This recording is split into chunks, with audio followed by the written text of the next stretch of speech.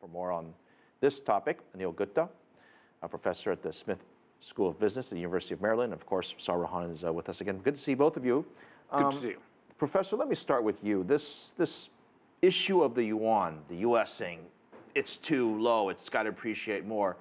I have noticed personally less rhetoric, less talk, at least here in Washington, D.C., about that. Correct. And of course, you heard me talk about the IMF Exactly. and Ben Bernanke's comments. So my question is, have we reached a point where both sides are moderately happy?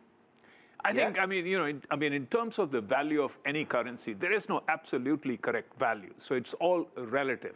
And so it really comes down to relative to what? So, until early 2014, basically the yuan's appreciation was roughly going in line with the US dollar and euro and other currencies. And so therefore the US government and IMF had pretty much the same view.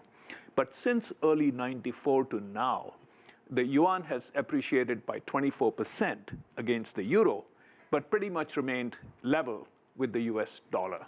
And compared to the IMF SDR, the yuan has appreciated by about 10, 12%. And so essentially, from the US perspective, the yuan needs to appreciate more.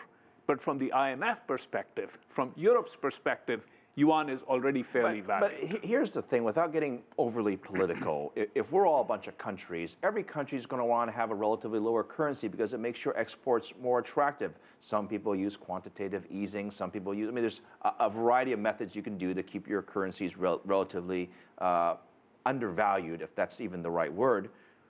What's wrong with that? Actually, it's not necessarily. Some would argue everyone's doing it. That's right, but it's not necessarily clear that a weaker currency is always good, because obviously a weaker currency makes exports more competitive, but it makes imports more expensive. And also, if you look at China's drive to go global and to make Chinese investments abroad, it makes foreign acquisitions more expensive. Yeah, and these trade deals, we've talked about this before, between the TPP, right. Even the AIIB, which is of course the new infrastructure bank, and also all these projects that China has, all these deals. Is there an impact? Can we say there's an impact to the currency, or it's too awkward to say that? No, I think because the TPP is, of course, it's not yet been approved. And even after it gets approved, it takes time to have an impact on the currency. The AIIB has just been set up. So I think it's way too early to say that either the AIIB... But in the long run, if they all came to fruition, all these things all worked out as they all hope. No, even in the long run, it's very difficult to predict. I think we can definitely say that all of these trade deals, because they reduce friction, they are good for the global economy. But will they have an impact on the yuan or the dollar or the yen? That's very hard to say, because ultimately it's all relative. So why should it have an impact on one currency but not the counterpart other currency? I want to get both of your thoughts on this, because it's something that we've talked about on and off for the last decade. And that's the point of manufacturers in China used to have a huge advantage, right? Cheap labor, cheap currency, everything it was just the perfect scenario. Of late, it hasn't been the case. There has been wage inflation. And of course, with the rise of the currency, that makes things a little less competitive. And don't forget, there's a lot of very competitive neighbors China has as well. So my question to you is China, from a currency standpoint, how is its competitiveness compared to its neighbors? India, Vietnam, Malaysia.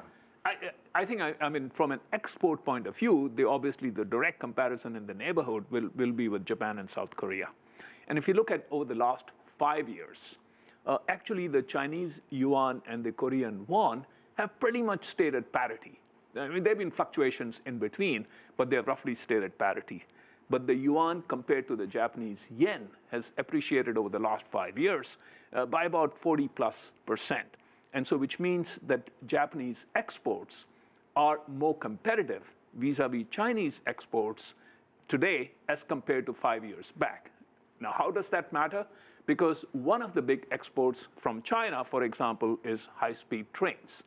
And that's also an area of competitive advantage for Japan. And so in exports to India, in exports to Latin America, it gives Japan a competitive advantage. The law of economics still matters. It's still about being competitive. Professor Gupta, always good to see you. Sarah Han, I'll see you after the break. Thank you.